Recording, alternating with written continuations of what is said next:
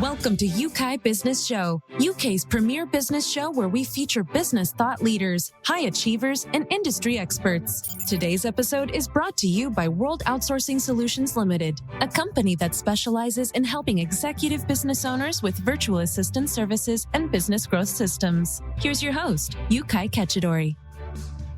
Outstanding. Ladies and gentlemen, thank you so much for joining me on another very special episode. You know, I always start with, when a student is ready, a teacher will appear. Are you the student today? Well, if you are, we've got an amazing business coach, executive coach, a trainer, and a public speaker who's going to help you today. And it's my good friend here joining us, Pat, for the very first time, Joseph. Joseph, thanks to you for coming on the show today. Thank you so much. Happy to be here. I know you've got a very special saying, which, you know, I love. You know, would you share that with everybody? Absolutely. So fresh in my mind recently is, if you are actively looking for an opportunity, you will find them almost anywhere. Oh my goodness, how true is that? Amazing. How true is that? Look, if you're a business owner, let me talk to you for a moment. You know, if you have been building your business right now, you may be looking at where can you increase your revenue? If you are looking intentionally and you make up your mind, you will find those missing link and you'll be able to do that. And that's why today we've got Joseph, who is an outstanding leader, wrote a book on the 4 foundation for outstanding leadership. And we're going to talk about that here today. Joseph, so grateful that you're here with us here today. Talk to us about your journey into becoming an executive coach, primarily helping people with leadership. Absolutely. So thank you again, Yeukai, for that fantastic introduction. So I'm in the Navy, and I have a lot of mentors, very high performing mentors in the Navy over my last career of 14 or so years.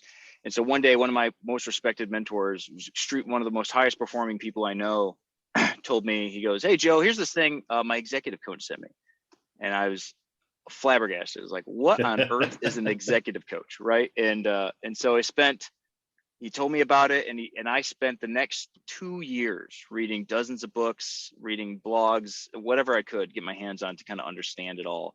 And being where I'm from in Central States, like we have the gift of gab. We love to just talk to people. We love to talk to people about their problems. And naturally, I love to watch people solve problems. I'm an engineer by trade, and solving problems and helping people is just super fun for me, and it just really brings me a lot of energy. So a couple of years ago, I took the leap, and I got some professional training done, and I haven't looked back since. And it's been a lot of fun for me and a lot of value just to sit and ask those deep questions and help people kind of get out of their own way. Yeah, I love the fact that you were in Romania when you started the journey of making that. I love that, you know, somewhere in Europe. By the way, I've got some great friends in Romania, so that actually helps me. Fantastic. Yes, absolutely. That's awesome. You went on to write a book about the foundation of outstanding leadership. What made you move in that direction? So a friend of mine who keeps me honest at all times, one of my very close friends, Tom, we keep each other motivated. And so we're always trying to find the secret sauce. That's called the secret sauce, right? Trying to find the secret sauce of what's the best way to do it. And when we got promoted a couple of years ago, we got invited to kind of like behind the curtain in our community. And we were like, we're going to get it. We're going to get the secret sauce. And then we were a little disappointed.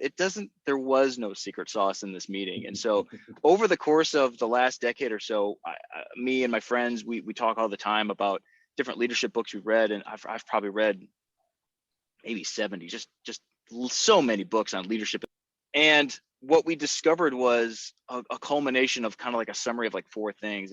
And 2 of the books that really inspired me to write this was Patrick Lencioni, a prolific fable writer for business books. Love all of his stuff. It's just short fables. And then The $1 Trillion Coach, which is the lifestyle of Bill Campbell. And so we learned, I just distilled all of what I could into kind of like those 4 foundations. And would you like me to state them? Or we could go into later? To. We are going to go great. Into them, but in a summary, that'll be great for everybody to Yeah. So and what I found, just based on kind of summarizing all that, was number 1 is over communicate what's important. Number 2 is trust your experts. Number 3 was make timely decisions, which is, I should have made that number 1 because gosh, that could be the most important sometimes. And then number 4, and I kind of say it with a little tongue in cheek, is you got to give a crap. And excuse my language, but what I wrote was care. You have to care. You have to genuinely care about your people. And so that's a fun one. I live in an engineering organization where a lot of us are introverts and we're not really used to having those human interactions all the time. But anyway, those are the 4. And I think if you blow those out in your own leadership style, you can really see some asymmetric or some impressive gains. Absolutely. You know, John Maxwell put it this way: organization rise and fall with leadership. And if you can master leadership and you over communicate what's important, because it takes a repetition to get those important points stick in people's minds, and you know, you trust the people you get to work with, and of course you make those timely decisions and really genuinely, authentically care for people, there is no stopping to the impact you can bring, not only to your family, your organization, your country, your entire region and the globe at large. You know, I'm interested in talking about over communication. Maybe we could go right deep into that before we talk about you as a person. For sure. So over communicating to me is you have to over communicate what's important. And for me, my definition of over communication is different from somebody else's. And so I tend to not give a lot of information. And so I know, and based on any organizational change, this is so crucial. It's so darn crucial. You have to nail this if you want to do any organizational change. And me and my Navy, we do this all the time. There's always a new policy and a new thing, and we're always shifting and doing some stuff. And what I have found in my experience in working with people is that when you don't explain why, when you don't over communicate the why, you don't over communicate hows and the what's and the whole piece and every piece about it, it's just going to get lost in the sauce. And people they're not going to buy in, and they're not going to understand. And when they're confused or they're uncertain, you know, humans do not handle uncertainty very well at all. We cannot handle it. And so if it's just, oh, there's this big organizational change, maybe if some of your listeners are trying to implement something and they're just, well, we'll just assume they know.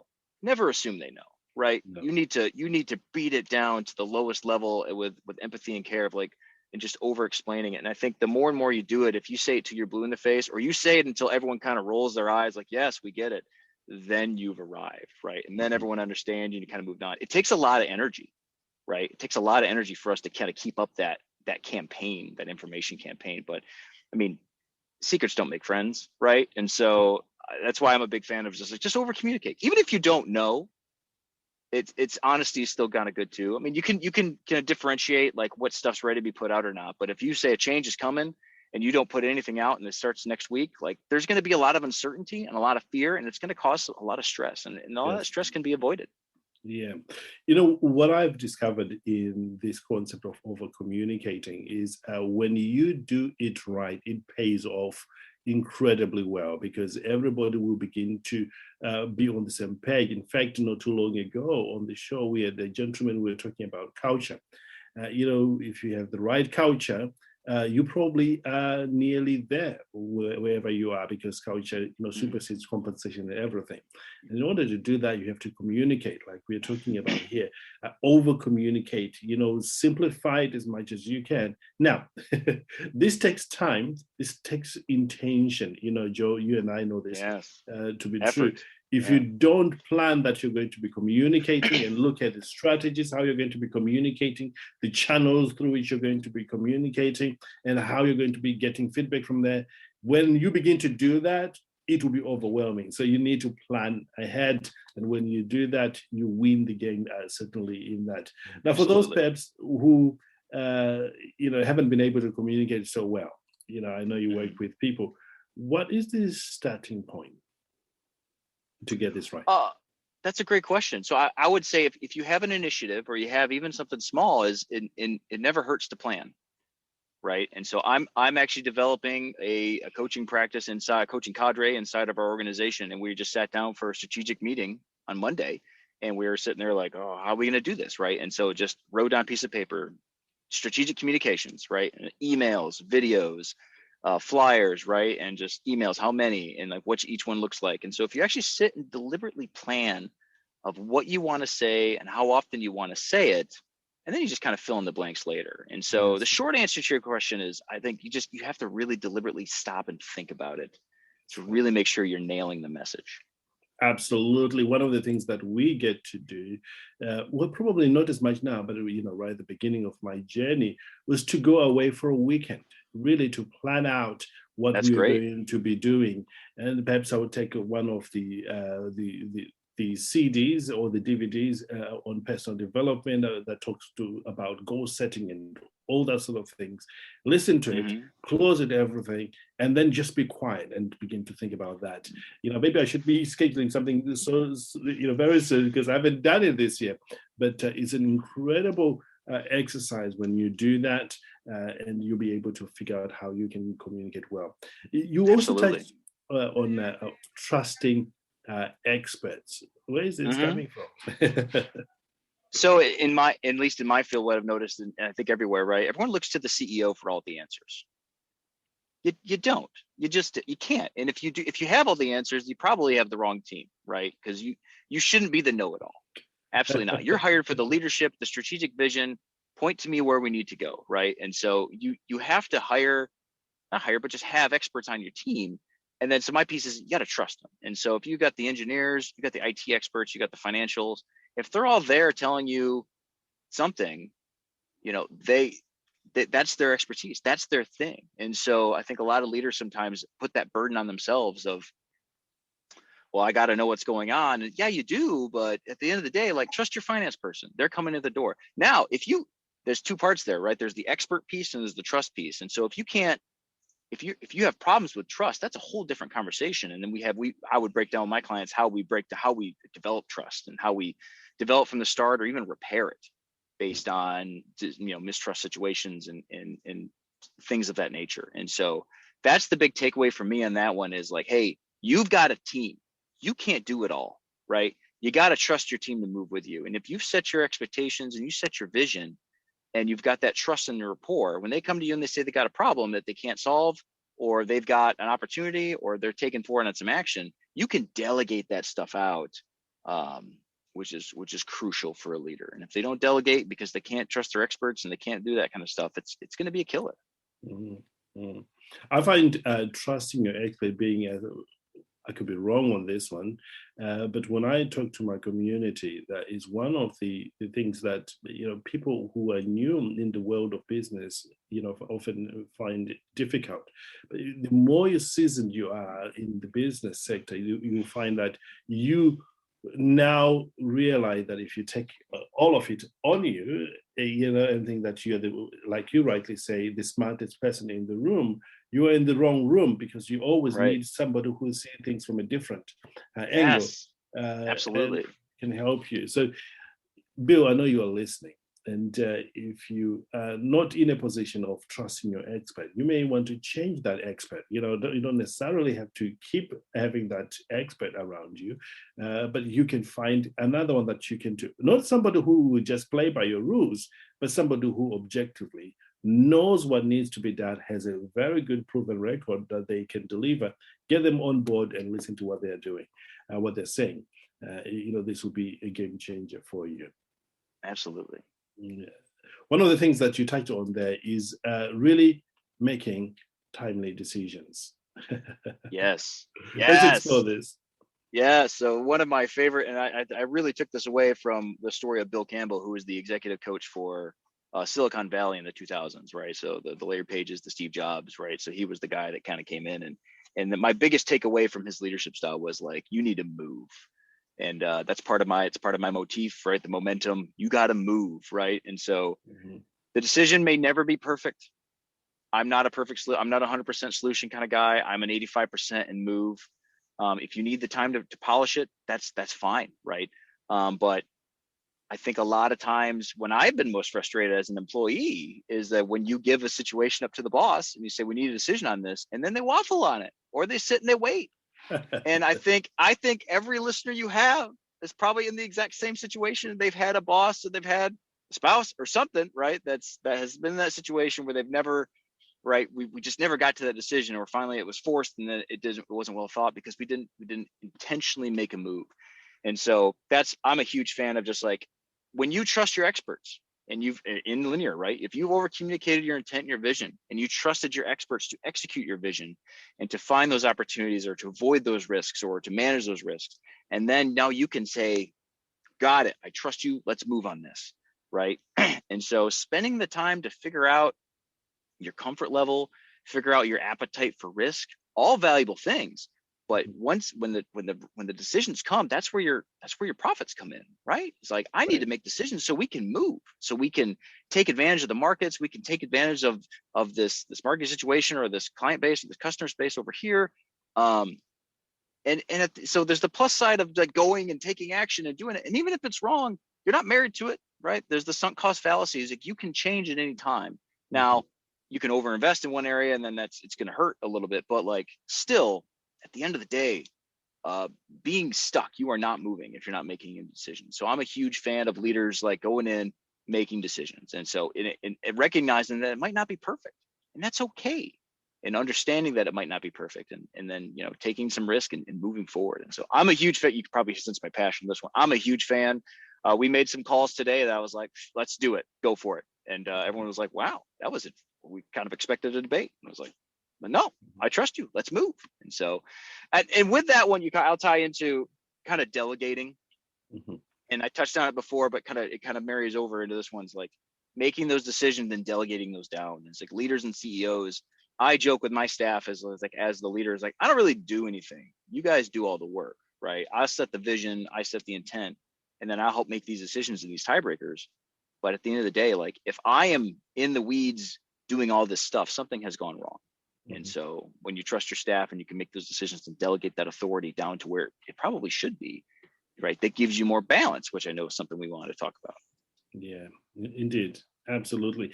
I used to struggle with making decisions, you know, and looking back, Joe, one of the things was, you know, what will people think about me? What if I get it wrong? You know, what does that mean to my current position, or what am I missing out? So I used to go through all these until I met a guy called Mark Anastasi. You're probably aware of him, was so much in the internet marketing space. And he said, look, 90% of the people you meet don't care about the decision you make. It's only the people that care about the decision you make often don't care whether you succeed or you don't succeed. They still love you. They support you either way. So you might as well make a decision, because those are with you. They're going to stay with you. The 90%, even if you get it wrong, people will forget and they move on. You may probably remember most of it. So when it comes to business, you know, of course, make the calculated risk.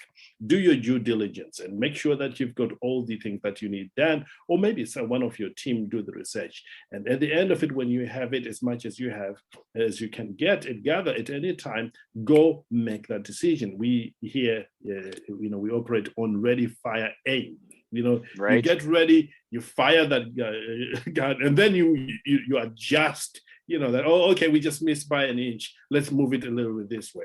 Not necessarily to get it right the first time. So I love what you just shared there with everybody. One of the things that is in the four fundamentals is, you know, really care for people, really care for the results. You know, what's your take on this? Yeah, I think that sometimes is a lost one. You don't really see that in a lot of books these days. And maybe it's implied. Maybe they just expect everyone to care. I'm not completely sure, but there's all this talk in leadership and in management about leadership's like, you know, get people behind you and the leader leads the charge. But it's like, well, how do you get that rapport? How do you get that sense of community? How do you build that culture, right? And so my big takeaway from there is just like, you got to care. You got to give a care, right? You got to, when you walk in, you say, hey, how's it going? And you ask, hey, good morning. How was your day? Right. And if they say something that implies that something's going on, that's a bid for you as a leader to stop and actually listen. And don't give advice. Don't just listen to their problem and say, oh, what you should have done. Right. Like, just stop, listen, practice empathy. That really stinks. Or is like, oh, that's kind of trouble. Like, do we need to talk about that? And like, maybe they've got a problem that you can help with, or something of that nature. And so I find is just, you know, having that empathy, that strong EQ and that emotional intelligence to kind of go in and have those conversations. But you can't fake it. you just have to care. It's hard to kind of really over under simplify. And so I love doing this with my team. I have high energy, so I walk in and say good morning to everyone I can. I had a high school principal that was 7 foot tall. Used to be a college basketball player, and he would shake the hand of every single student that walked into that high school every single day, which is probably, it was a small school, like 500 people, whatever. But like that type of interaction and that type of connection that happens on a day-to-day basis, right? As you over communicating, it adds up. It's cumulative. Same thing with caring. If you show those bits of empathy and you show that you genuinely want them to grow and you genuinely care for their well-being, and if you notice something's off, dig in. You know, if you can help. If they're going through a tough time and they don't, that's fine, you know, but still, like, really putting in the effort and putting in the work to make your team click it takes effort. And sometimes we forget that, you know, to build the team, you have to actually build the team and kind of make that a thing. And so that's a fun one for me. And I'm in the military, and sometimes we're very orders based. And so it's just like, no, go do. And I always add a thank you. And sometimes I get a hard time. It's like, you shouldn't thank them. I was like, I thank everyone. Like, I write a thank you note every year. My employees all get a thank you note around the New Year's, around the holidays. And that's just, it's expressing gratitude for what they do. And at the end of the day, if people will still work, they'll still do what you need. But if you really got them on board and you show that you care for them through your actions, you know, maybe they give 105%. Maybe they give that extra idea. Maybe they go the extra mile. And so I think that's just a huge one that you just don't read that much about anymore. And I'm very pleased to kind of try to bring that back to the forefront. It's just, guys, just give a crap. You know, you have to care. And that could blend over from people too. That can blend over from like your mission or whatever initiative you're trying to do. Like, if you're trying to implement something, you're not really bought in on it, and you don't really treat it as kind of like a big baby, people are going to know. People are going to notice that you're not fully committed, or people are going to notice that you're kind of faking it. And then maybe they're not going to give it the effort that you want on paper. And so, in summary, you have to care. You got to care about all avenues of your business. You got to care about all the people on your team. And those are all great opportunities to level up your leadership. You do. You know, the difference between a good leader and a great leader is their authenticity and their ability to care and connect with people. The Absolutely. moment you truly connect and you care for not just that they are producing massive results for you, but what's happening after they work for you, after they've delivered, their home environment or their extracurriculum. As a leader, and I know, Bill, you're listening, it is your responsibility to create that environment of caring, an environment where people want to be around. Did you know, Joe, as an example, I'm coming back to you, Bill, in a minute. Did you know that an average CEO doesn't have time to communicate with the people that they lead, apart from the SMT or the senior management team? In my books, when I read that statistic, I said, no, that can't be right, because the community do it differently. But in my books, if you don't have time to connect with the middle management or even those a little bit lower, you are missing one of the greatest resources. You will end up with high turnover of people, because people move not necessarily because of money, because of how they feel about the environment. Do they feel important, valued? And you can show that by reaching out and caring for people and having this everyday simple conversation. Because at the end of the day, Joe, you and I agree, we're just human beings. We just have been gifted with different talents and abilities and perhaps opportunities, but we are all the same. And if you can connect with them, great things do happen. We're coming toward the end of our time here together, Joe, and I do want to give people an opportunity to connect with you. Where can they find you? So my website is momentacoaching.com. I'm very proud of that website, working with a couple of guys to build that. Have a good time in there. I've got a little bit of a blog I have some fun with, and I put my personality into there. Other than that, I'm having some fun on this new thing called Instagram. That's been a lot of fun for me. And so building that sucker up from scratch has been a lot of fun. You just reaching out to people, and they expose what they're doing and say, this is awesome, way to go. And that actually brings me a lot of joy. So at the end of the night, I'll be scrolling through there and give everyone a high five or a good job. And so you can hit me up there at I think my handle is @momentacoach. So those are kind of the two big places I'm at right now. And from there, you can reach my scheduling link or my email or anything of that. So love to reach out and chit chat. That's awesome. Do connect with me there, and so that we, when we promoted the show, you'll be able to see it there as well. Joe. Absolutely. Thank you. That's awesome. Well, ladies and gentlemen, look, we've been talking about the 4 fundamentals to creating outstanding leadership. You and I know that leadership is truly the key for long-term success. If you don't have the right type of leaders in an organization, you're going to be in one place for a long time. Despite all the innovation and everything going on, you need to have the right type of a leader. So if you can take time, really think through what we talked about here. How are you communicating? How are you trusting those people that you are getting advice from? Are you making those timely decisions? Are you really deciding on what is important for you, for the organization, and also for the customer that you're getting to serve? And finally, are you really giving into your all to care for the people that you're entrusted to look after? You do those 4 things. Maybe just one of those things. Maybe you take time this week to focus on one of those things, and maybe next week the other.